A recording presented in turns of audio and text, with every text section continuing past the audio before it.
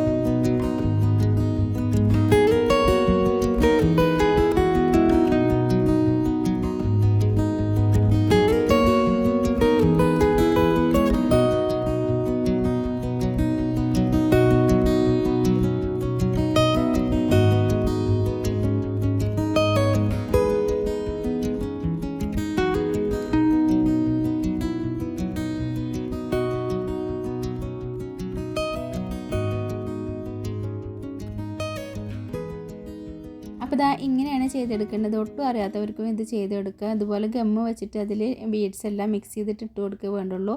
Hand embroidery അറിയണമെന്നില്ല, അതുപോലെ beads തുന്നി പിടിപ്പിക്കാൻ അറിയണം നിർബന്ധമൊന്നുമില്ല കേട്ടോ. അപ്പോൾ ഒന്നും അറിയാത്തവർക്കും ഇതുപോലെ ഒരു സെമി പാർട്ടി വെയർ ആക്കാൻ പറ്റും.